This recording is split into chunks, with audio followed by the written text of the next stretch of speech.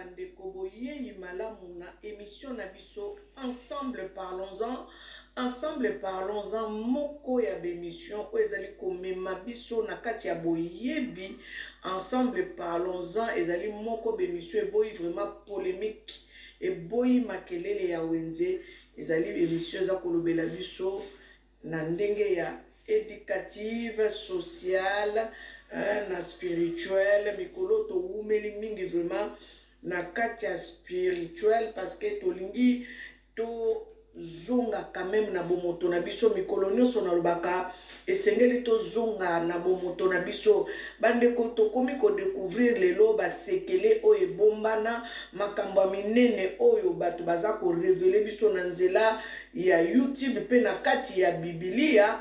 Yango na lobaka bato oyo balingaka kokota vraiment na kati ya YouTube to umelaka na makambo ya babuzoba te to kendike kotala makambo ekolamusa biso oyo ekopesa biso mayele surtout biso ba congolais toza na mokumba makasi mokumba monene parce que na nzela na biso nde Afrika ekozwa bosomi na nzela na biso nde ba peuple africain mosusu bakoyeba kozwa bosomi. Pona nini na lobi boye parce que France aloba Afrique ezali ezali continent moko oyo ezali na forme ya revolver donc ezali carte à Congo et balobi gadgets nde ezali na Congo nde siko bisika munduki kobeta poete Afrique ekende ko s'épanouir nde yango wana moni nazali ko conscientiser biso nyonso na nzela ya makomi na nzela ya ba révélation o ezali ya ba réseaux sociaux to komi ko comprendre ete moto mondele ayaki epai na biso azwa histoire na biso a falsifier yango ça veut dire que abongola yango ayiba yango akomisango ya ye. Mais ce qui est kotanga na bokebi okoyeba ko comprendre ete makambo oyo bango balobaka ezali ya biso ezali ya bango te ebandeli ya mokili ezala bato mwindu na tiena no point na esika wana pona koloba ete mokolo mosusu nazali kotanga na kati ya chambre na nga na bondeli na silisi na fongoli Biblia na nga pona tanga nde na ke kokweya na like 3 na kati ya like 3 nde kuna bake kolobela nga likambo ya généalogie ya Jésus na kati ya généalogie ya Jésus biso na kati ya bamangomba tango bayebisaka biso makambo ya généalogie ya Jésus tokendeke nango ti epai ya ba David ba Ruth la Moabite parce que kuna nde na nzela wana nde tosukaka wana na ba Ruth la Moabite.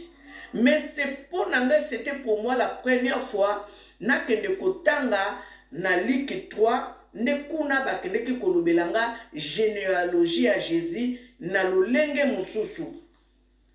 Natanga kiango tango mbala liboso tango natangi na silisi na kati ya chambre na nga nazalaki kaka nga moko mais nayokaki lokola moto moko azaki sima na nga nde aza kopozenga question alobi est-ce que tu as compris ce que tu viens de lire nga na kati na nga ya motema nalobi oui na comprendre alobi non tu n'as pas compris relis refais la lecture donc nazwi lisusu livre na nga ya Luc 3 onga natangaki nde na bandi ko relire na refaire lecture tango na sali lecture na ngai kokende na nga na ba Luc 3 wana na komi côté ya ba verset o ezali na kibanda na 30 nde na kotangela bino boko yeba ko comprendre natanga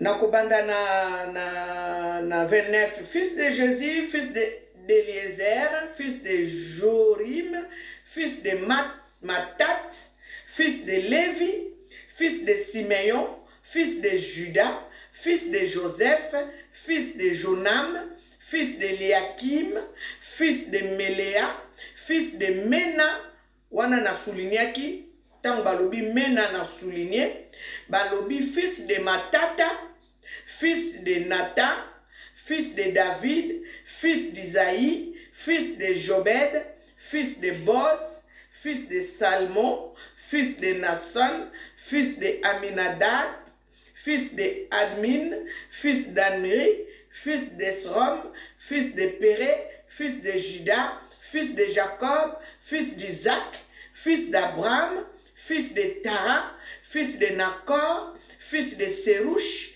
fils de Rago, fils de Palek, fils de Ber, fils de Sala. Sala wana ndenge koyoki ndenge bakomeli yango S-A-L-A. Fils de Sala, fils de Kainan, fils de Arparchad, fils de Sem, fils de Noé, fils de Lamech, fils de Matusala. Bien-aimé, tango nga na komaki na Matusala, na tangi, na souligné ba kombo o e atiraki mayele nanga conscience nanga. Balobi, fils de Mena, fils de Matata, fils de Sala, fils de Matusala. Siko tango na komaki bisika wana na réfléchir siko ngabi, ndenge nini na sotanga ba kombo, dire kombo ya ba Kongo boye. Siko na yoki même voix oyo lobaki na nga na relire. Balobi alobi na ngai. Est-ce que banda yo banda kokende na ba mangomba?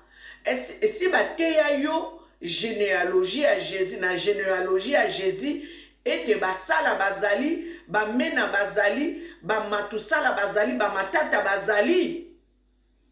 Nazwi kaka matusala wana, na komi yango na sima Bible, nanga po na bosana te na komi pe, po na se rappeler quand même na makambo na utaki ko méditer. Bien aimé, tango Nzambe ayebaka ko interpeller mutu, azalaka agressif te, azalaka pe brutal te, na lopete, na bopete nyonso, na kimia nyonso, akofungola o mayele, zaneti siko beka ya misu na yo ekwei, molili ozaki nango liboso na yo elongwe, voilo bazipaki yo elongwe, nde bisika wana mayele nanga ekomaki kosala, pe conscience nanga ezalaki attiré na koba na yeba pourquoi Nzambe aye kolakisanga mabomba miwana. Nazana makambo mingi ya koloba pona kolobe te pourquoi na koma na makambo ya koluka koyeba ya koluka ko conscientiser batu. Nazana makambo ebele ya koloba me naza kosala nanu o Nzambe aza kotindanga na sala pe naza kokoba nanu na kati ya ba prière po ete na yeba na se positionner bande ko tango tozo bondela tozo luka nini na mabondeli to salaka tozo luka royaume des cieux.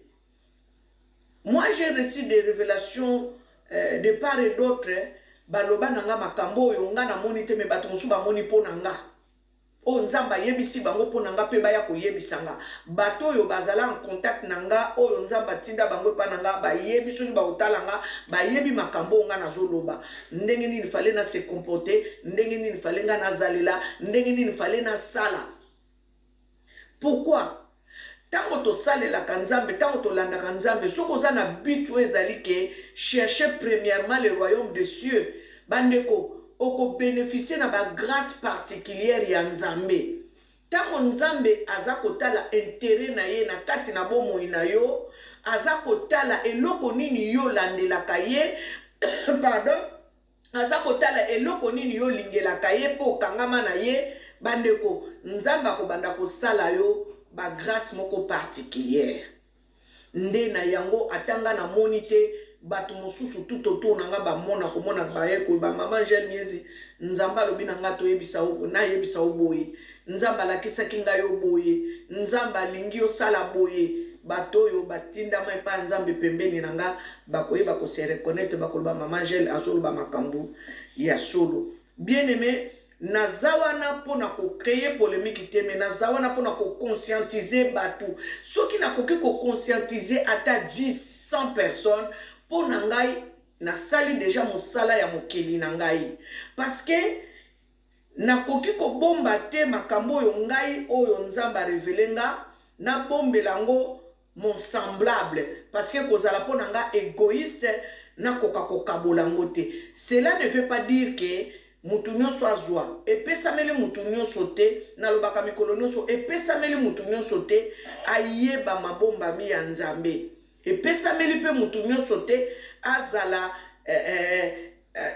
naloba en contact avec le Dieu créateur. Epesameli mutu nyonso te. Fozala na elembo na ye, fozala moponami, fozala motindami, ndoko ya komona Nzambe bandolakisa ba makambo mosusu bato mosusu bamona ate. Alobelo makambo mosusu bato mosusu bayokaka te. Nde mokolo wana nayebaki kokutana na verset oyo eningisaki nga po mokolo moko te balobela nga. Nazala na makambo mosusu Nzambe alobela nga mokolo moko pete bateya ngango. Mokomona kotinda nga na Bible kende kotanga place boye nazo kokutana na makambo yango. Donc boye toza ko conscientiser bato. Yesu oyo bato oyo bateya biso bayela biso na kati ya filika bayebaki Yesu azalaki. Mais oyo bayaki kondimisa bakoko na biso eza Yesu oyo ya biso te, Yesu de Nazareth te. Oyo bayaki kondimisa biso eza Yesu mususu, Yesu biso tondimela ezali Yesu ya kufela biso o bakoma nekulusu o balobaki na ye roi des juifs. Soki babengaki ye roi des juifs bayebaki pourquoi babengaki ye roi des juifs parce que baboyaki ye pourquoi bayebaki parce que kolo Yesu koyane na mokili oyo basi basakola kango deja. Eza neti koya ya papa kimbangu na mokili oyo kimpa vita asia sakola kango deja, sia lobela kango deja. Nde yango sikoyo nalingi nazongela bino na makambo na utaki kolobela bino dernièrement na makambo ya Jérusalem. Awa boye nalingi nalakisa bino makambo na uti kotangela bino na liki 3 soko lingi tanga liki 3 kende banda na yo liki 3 mobimba ti okokende kosukisa liki 3 banda à partir de la généalogie à Jésus bandi na 23 kino esuki na 38 okoyeba ko comprendre. Awa boye nalingi na rappeler makambo na uti olobela dernièrement na émission na nga passé na lobela ki bino likambo ya Jérusalem. Jérusalem a été habité par des noirs. Tango Jérusalem ezalaki conquis nde wana bana Jérusalem babandi kolela bana Israël babandi kolela bomengo na biso ekepa bapaya tokomi kolia lipa na pasi komela mai na pasi wana na Lamentation 5. Bokokende komona na kati ya cantique de cantique oyo mwana mwasi oyo aza kolela alobi na cantique de cantique 1 chapitre 1 verset 5 okomona mwana mwasi alobi je suis noir, je suis belle, je suis noire, je suis belle fille de Jérusalem. Pona kolobela bino ete tango tozolobela makambo ya Jérusalem ezalaki ba noir nde bazalaki kuna na kati. Nazotalisa bino lelo na mokanda ya Apocalypse te tokotanga nanu na 1 Jean 46 nde kuna balobi peut-il venir de Nazareth quelque chose de bon? Po balobi na Nazareth ezalaki ville moko oyo ezalaki bato babandaki kovanda kuna ezalaki ville moko ezalaki rempli de métissage bato mwindu bazalaki kuna yango wana tango Yesu Messi ayaki batuni est-ce que eloko ya malonge koki kobima kuna na Nazareth po bayebaki ke mutu mwindu nde abengami kuna Messi. Sikoyo nazotangela bino verset biblique oyo ezotalisa biso loposo ya Jésus. Napesi bino Luc 3 boko banda à partir ya verset 23 kino na 38 pe nalingi natangela bino Apocalypse 1 14 bongo tokokende koloba makambo ya loposo ya Jésus. Tozoko bakaka ndenge papa kimbango alobaki totangaka Bible tokanga moyibi na eloko yo ayiba biso.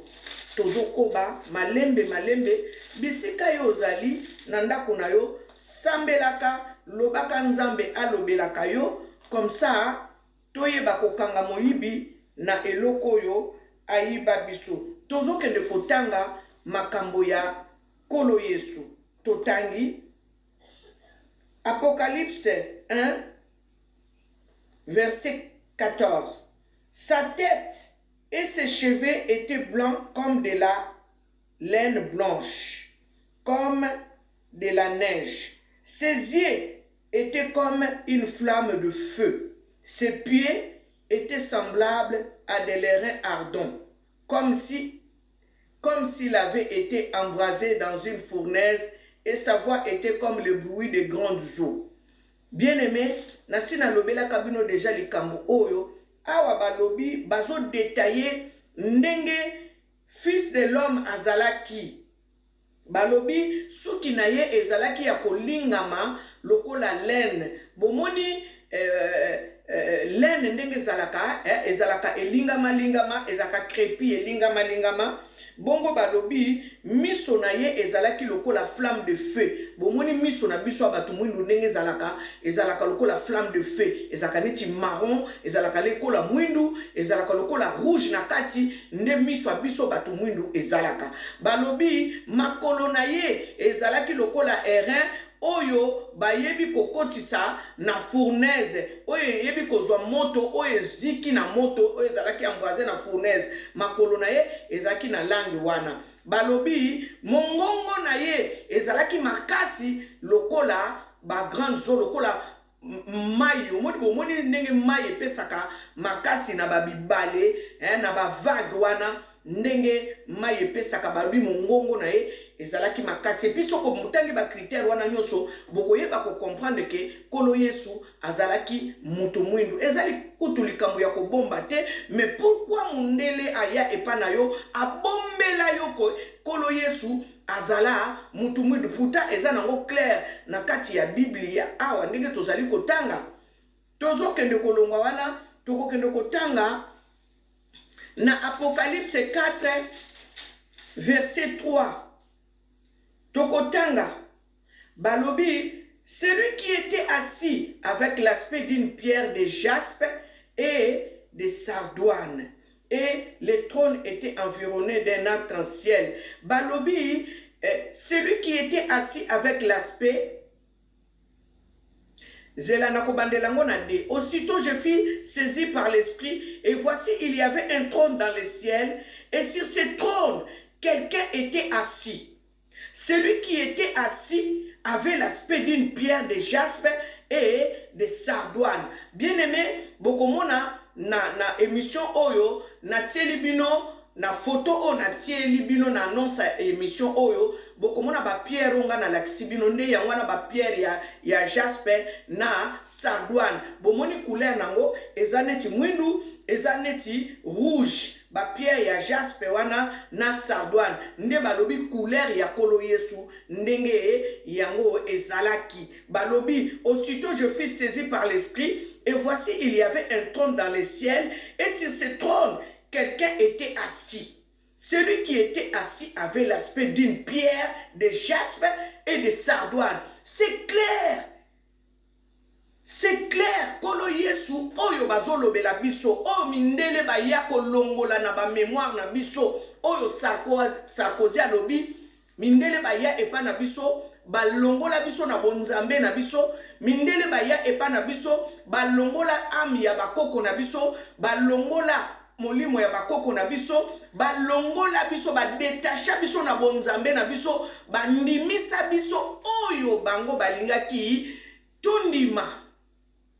Nde yango moni ba débat batu mususu tango tozolobela ba makambo aboye ekomi babungi. Non, babungi te. Esengeli komema batu na rétablissement d'Israël. Nde bisiko nalobaki na bato bomema batu na Ézéchiel 36. Il faut rétablir d'Israël. Il faut même abattre na rétablissement d'Israël. Kozongi sabato na bonzambe na bango. Kozongi sabato na esika ya yambo. Bandeko, père spirituel, papa Simon Kimbango Kiangani, na kimbangiste, alobi na bana boye. Alobi, tozo zonge la makambo nyonso a zéro. Alobi tozozongela makambo nyonso a zéro. Donc azali na simali loba oyo papa Kimbango alobaki ke moto mwindu akokoma mundele, mundele akokoma mutu mwindu. Ça veut dire que moto mwindu fa zongela esika na ye ya yambo.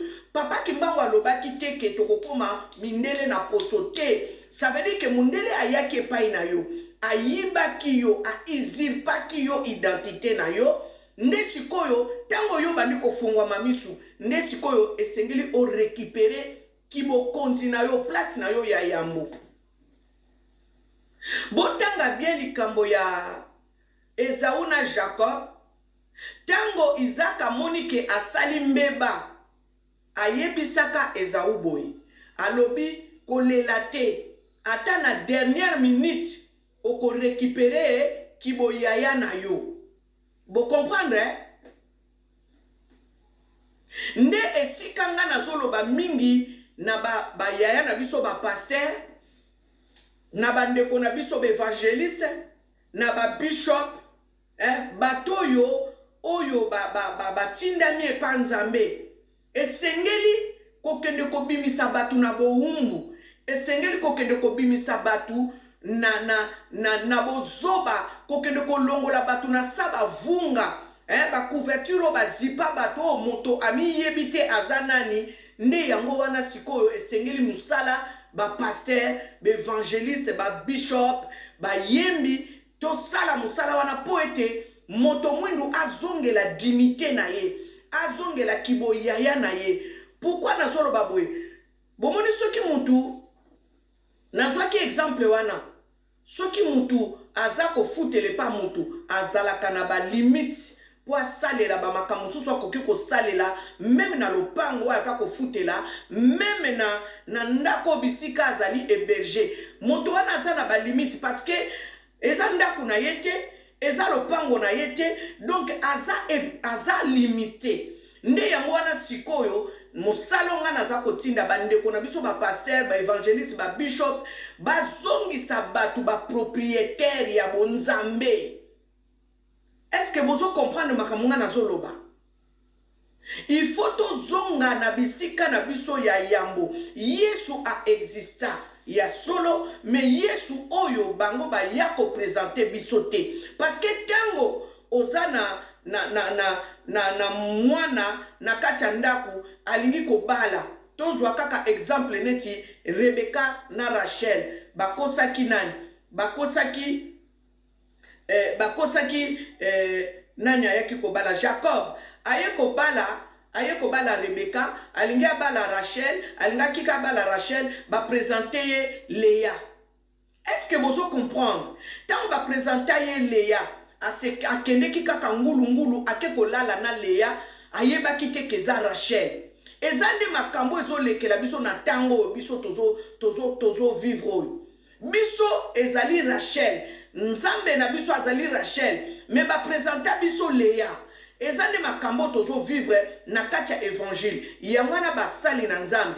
Mosala na biso, mosala na bino ya kosala, eza kokende kotanga ka ba verset oyo pour moto a s'approprier Nzambe na ye. Est-ce que vous comprenez? Il faut moto mundu a s'approprier kolo Yesu. Ayeba ke kolo Yesu oya bondelaka. Azali nzambo yo ba présenter biso na ba télévision te, azali nzambo yo ba lakisaka biso te, oh il faut que ko luka Yesu ki wapi te. Azali nzambo ya azala nzambe na biso. Donc tango mutu azo bondela azo yeba ete kolo Yesu azali nzambo oyo azala mutu mwindu. Oyo Bible lobi na ngai awa boye na kacha mokanda Apocalypse 1:14, na kacha mokanda Apocalypse 4:3, na kacha mokanda ya Luc 3 kote kuna oyo o généalogie ya Jésus ya ba mena ya basala ya ba matusala. Nde eloko oyo tolingi ba passer lelo évangile na bino ezali kamba sonité boyeba kite. Peut-être bolingi kaka bola kisaka biso kaka, vous serez bénis, mais qui va nous bénir? Qui va nous bénir? Bible lobi na mokanda ya psaume na ngina tanga. Ah Seigneur. Mpungu tulendo nzakomba akongo mongali panda jila. Lokombe kombe lolo la senji. Oh, Kwatulendo. Mbumbalo wa Pinanza. Kalunga. Oh. Ah. Moussala, comme ça les ébélés, hein. Je vais lire la parole de Dieu dans le psaume 4 et 2. Titre le onction et règne de Christ. Pourquoi s'est-il parmi les nations, ces vaines pensées parmi le peuple? Pourquoi les rois de la terre se soulèvent-ils et les princes se liguent-ils avec eux contre l'Éternel et contre son oint? Brisons leurs liens, délivrons-nous de leurs chaînes. Celui qui siège dans les cieux rit, le Seigneur se moque d'eux. Puis il leur parle dans sa colère et il les épouvante dans sa fureur. C'est moi qui ai oint mon roi sur Sion, ma montagne sainte. Je publierai le décret. L'Éternel m'a dit, tu es mon fils, je t'ai engendré aujourd'hui. Demande-moi et je te donnerai les nations pour héritage. Je viens souligner par ici. Je dis, brisons leurs liens et délivrons-nous de leurs chaînes. Brisons leurs liens et délivrons-nous de leurs chaînes. Nous devons briser les liens. Nous devons nous délivrer de leurs chaînes. Oyo bayaki epana biso, bayebaki ko kanga biso misu, bayebaki ko avegle biso, bayebaki ko endormir biso, balongola biso tiniki ya bonzambe, balatisa biso tiniki ya esclave. Oyo bisika bake koloba Ecclésiaste balobi, j'ai vu les princes marcher sur les princes, les esclaves sur les chevaux et les princes marcher sur terre. Bozo comprendre ba makambo. Ça veut dire que les esclaves ba matana ba mpunda bino ba prince botambola kana makolo. Bandeko ezaba biloko fo révolter biso nde yangwana bisiko tokotelema na ba combat spirituel na mabondeli na biso esengeli to longwaka bondela ka longwa na aveglema bandeko mikolozo kende ba mama na biso bakenda batika biso nde tokomi ko découvrir ba mama na biso bakenda na kati ya molimo na bango na makanisi na bango bayeba kaka nzamba za mundele. Mama Maria aza mundele, nzoka mama Maria azala mundele te, Jésus azala mundele te, bazala ba hébreu, peuple hébreu, c'est le peuple noir, c'est le peuple juif. De la même manière où je vous ai montré la personne qui est en train de vous montrer la carte du Congo, une carte qui date, la carte d'Afrique qui date de 1588, là où est situé le Congo, on vous montre, c'est écrit en latin, la terre des Juifs. Bandeko, nzambe na bolingone na bonzambe na yozo talisa biso ndenge nini esengeli biso to bima. Le combat spirituel que nous devons faire en ces jours, c'est sortir de l'esclavagisme oyo ya aliénation mentale. Parce que pour mukimbangu miracle ne aliboso asala bandeko alongola mutu malade ya mutu, c'est significatif et c'est symbolique. Et sengeli maladi o batia biso na mutu, aliénation mentale o batia biso na mutu, o ba fait croire, ils nous ont fait croire que bango nde mokile bande pa na bango, or c'est le contraire, mokile bande la na Afrique. Balobi Koucho na yebisaki bino dernièrement, les fleuves qui entourent le pays de Couche, balobi Soudan na kalababenga ki yango Couche. Les fleuves qui sortaient du jardin d'Éden.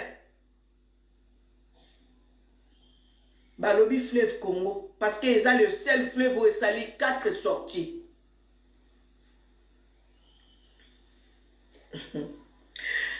Nous avons un grand travail à faire. Yo mutoza na boyebi. Oyo ya ko memela. Bandeko na yo memela bandeko no kotika bana na yo.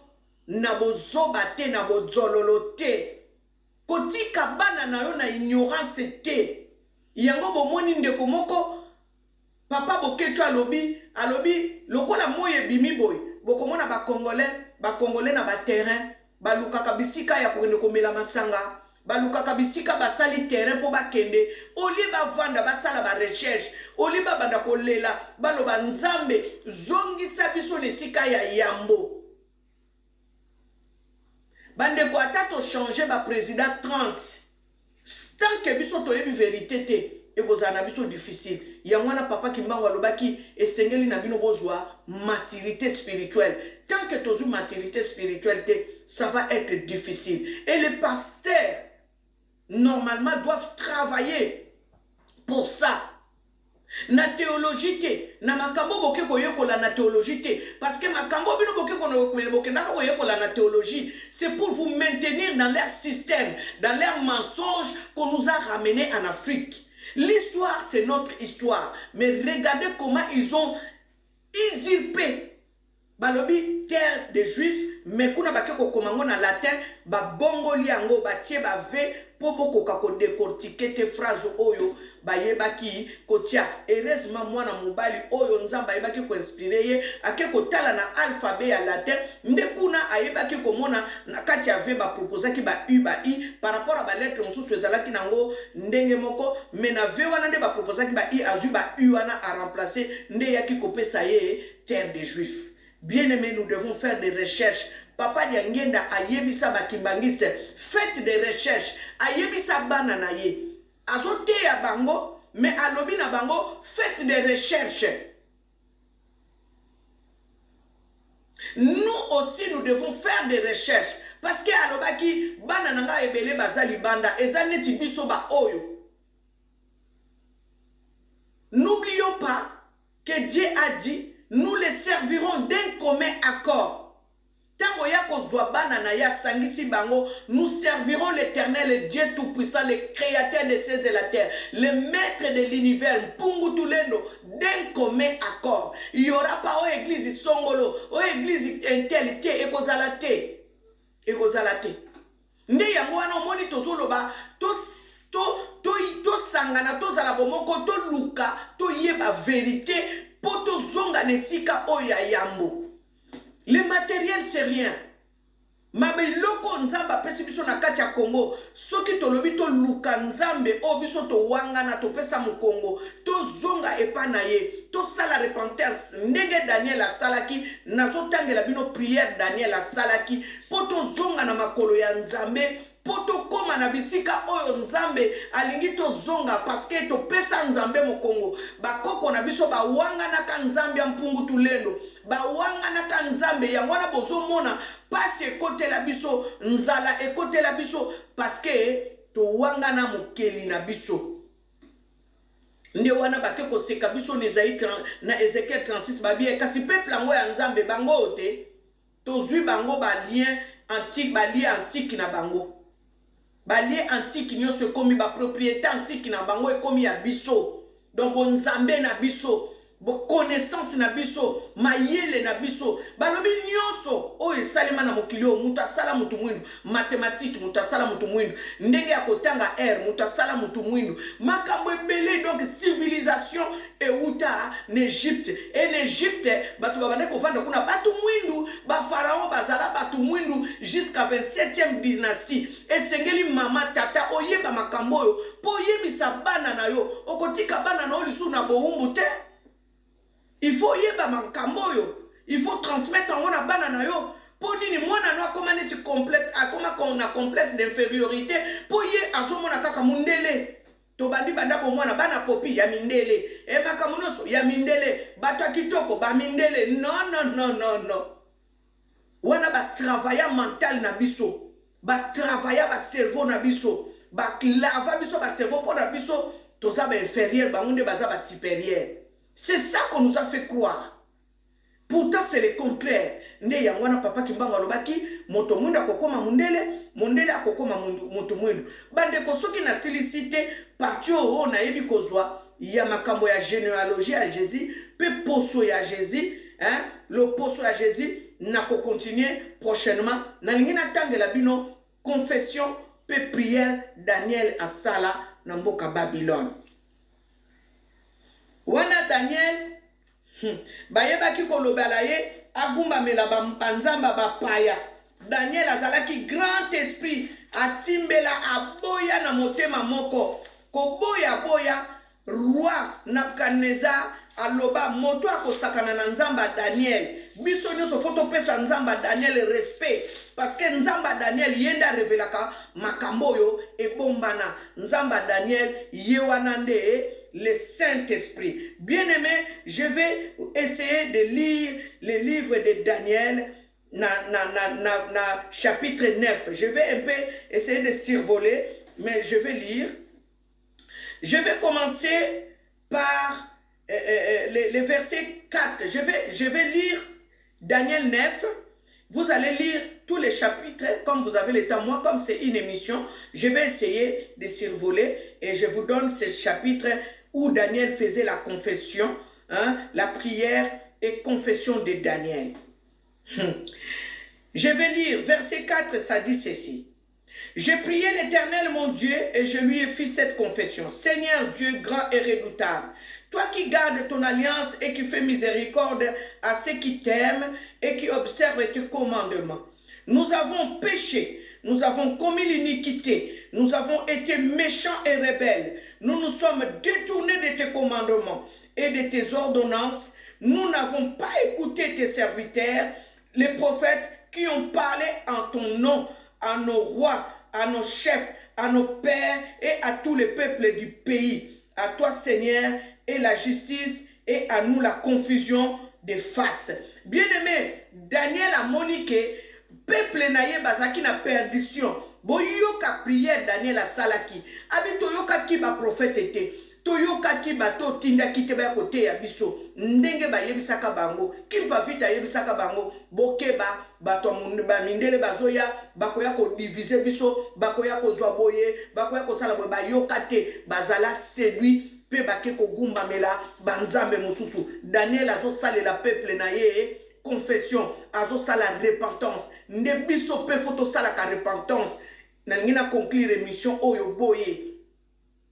Photo sala ka repentance. Je vais continuer et je vais clôturer l'émission. Alors, je vais dire, nous n'avons pas écouté tes serviteurs, les prophètes qui ont parlé en ton nom à nos rois, à nos chefs, à nos pères et à tous les peuples du pays. À toi, Seigneur, est la justice et à nous la confusion de face. En ces jours, aux hommes de Juda, aux habitants de Jérusalem, toujours Jérusalem, et à tout Israël, à ceux qui sont près et à ceux qui sont loin, dans tous les pays où tu les as chassés. Boyoki prière à Daniel, hein? Daniel a salé la peuple d'Israël mobimba, repentance. Azo sala repentance pour la peuple ya Jérusalem. Alobi nzambe yoka mawa bisiko bazali bisika nyonso yoke neko tindika bango nzambe yoke la bango mawa yoka tozo continuer à cause des infidélités dont ils se sont rendus coupables envers toi. Seigneur, à nous la confusion de face, à nos rois, à nos chefs et à nos pères, parce que nous avons péché contre toi auprès du Seigneur notre Dieu. La miséricorde et le pardon, car nous avons été rebelles envers lui. Nous n'avons pas écouté la voix de l'Éternel notre Dieu pour suivre ses lois qu'il avait mises devant nous par ses serviteurs, les prophètes. Nous, tout Israël a transgressé ta loi. Il s'est détourné pour ne pas écouter ta voix. Alors, se sont répandues sur nous les malédictions et les imprécations qui sont écrites dans la loi de Moïse, serviteur de Dieu, parce que nous avons péché contre Dieu. Bien-aimés, c'est ça la prière que nous, les Hébreux, que nous, les Israélites, que nous, les Congos, que nous, les Bantous, qu'on doit faire à notre Créateur, le Maître de l'univers, le Dieu Tout-Puissant, le Créateur des cieux et la terre, à Congo Mongali, Mbumbalo Wampinanza, Diantungu Nwamvika ya Swekama. C'est des choses comme ça qu'on doit faire dans notre prière, prier pour tous nos ancêtres.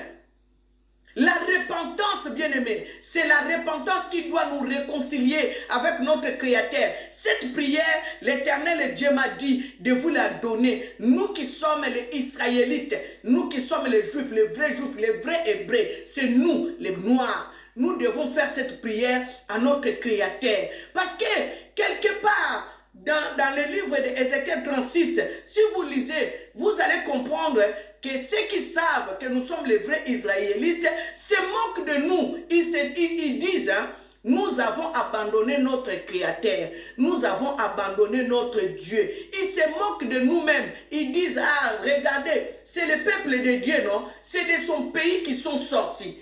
Donc, bien-aimés, lisez bien la Bible. Les pasteurs, lisez bien la Bible. Je vous donne Ézéchiel 36 et ramenez le peuple d'Israël, qui sont les Noirs, de faire la repentance tout le temps devant notre Créateur, parce que nous avons abandonné ces lois. Nous avons tourné le dos à notre Créateur. Nde bisika oyo nalingi nalobela biso bana ya nzambe, biso bato tozolanda nzambe, biso oyo tondimeli mokonzi bandeko Yesu azala mutu mwindu. Na pesi bino ba verset biblique botanga boyebaka kosala repentance, boyebaka kosambela tango yozo sambela nzambe, parce que tosambelaka nzambe nini bankilika biso nini balobi nous l'adorons en esprit et en vérité. Non, oui. Tant que tu adoré en esprit, ton esprit est où? Et zo bon de la nzambe nini? Molimo na yo e veneraka nzambe nini? Molimo na yo e veneraka nzambe nini? Nzambo yo latisa bilamba zo monena bilamba pembe na nzambala, omonena suki ya milai e kitati na mutu, nzambe nini? Tina mukongo, nzambe nini oyo veneraka? Nde bisika to ana problème. Bisika toza na problème de yango wana, brisons leurs liens, délivrons-nous de leurs chaînes, bien-aimés dans le Seigneur. Awa boy toza lisusu te na ba évangile oyo ya kokende kolobaka, vous serez bénis bandeko. Congo, Afrique est bénie, l'Afrique tout entière est bénie. Il suffit tout simplement que nous puissions reconnaître celui-là qui a béni l'Afrique. Et vous allez voir qu'est-ce qui va arriver bandeko. Nazolo bango mikolonoso bako kangabiso na bilamba boy babia toke pa na bino toko sala ndenge nini poto kota na mboka na bino. Visa Congo même kozala le visa le plus difficile à avoir. Mais esengeli yo congolais olamuka. Pourquoi nzamba tondi sela yo basali na nzambe belé na kati ya mboka na yo bandeko. Tango tozolo baboye nzamba sopa basali na nzambe ya solo ya bien ya vrai bazali, mais ya mabepe bazali. Pourquoi? Parce que esengeli monguna akotsa confusion na mitu ya batu. Pour retarder libération na biso pe délivrance na biso. Yangwana yo moko na ndaku na yo tanga ka Bible nzamba ko bando lobela yo, nzamba ko bando solola na yo. Bien-aimés, pour aujourd'hui, je crois que je vais m'arrêter par ici. Hein? Na lakisi bino poso ya Yesu. Hein? Nzambo avandaki na trône. Oyo bazolo bela biso na Apocalypse. Oyo batangeli biso na kati ya Biblia. Nazo pesa bino mikolo nyonso ba verset o ndenge nzamba zo peselanga, ndenge pe nazo pesela bino. Botanga Bible, bokanga moyibi na eloko oyo ayiba bino bandeko. Papa Kimbango alobaki botanga Bible bokanga moyibi na eloko oyo ayiba bino. Papa Simon Kimbango kianga ni alobi tozozongela makambo nyonso à zéro. Luka o récupérer place ya yambo ba passer musala na bino ezali bozongisa batu na place ya yambo bokende kotalisa biso nanu Yesu azana loposo nini. Vous comprendre? Nde yango wana bandeko, je crois que aujourd'hui, on a assez parlé. Le clavier est à vous. Bon, ça, là, commentaire, Nabino. Ceux qui ont yebi, l'obelanga pe, komelanga tia ba commentaire na yo, aimez surtout. Hein? Bon, aimez ba émission, dengue tozo sala. Tant on yo aimé boye, monto montou, pas qu'aux occasions, yako, aimez émission oyo. Aimez l'émission. Bon, s'abonner, ceux qui n'ont pas s'abonner, boye ba ko cliquer na cloche à notification. Nekuna boko banda kozwaka émission na biso en temps et en heure. Donc à chaque fois quand je poste une émission, vous l'aurez si vous avez cliqué sur la cloche de notification. Tant on a sur YouTube et koko melo mbala moko na portable nao to na écran na yo, to na tablette na yo, bo aimer l'émission, bo partager l'émission, to so sala mosala ya tata. Soko ozali vraiment mwana ya tata, aimer émission, kabola yango pe yeba ko commenter, tika ete nzambe mpungu tulendo mbumbalo wampina nza akongo mongali Yoshua Amashia ayeba ko pambola bino koleka wana tolobi yango na français lelo tozongena na monoko mboka na biso tika ete nzakomba akongo mongali mpungu tulendo ayeba ko pambola bino ya koleka.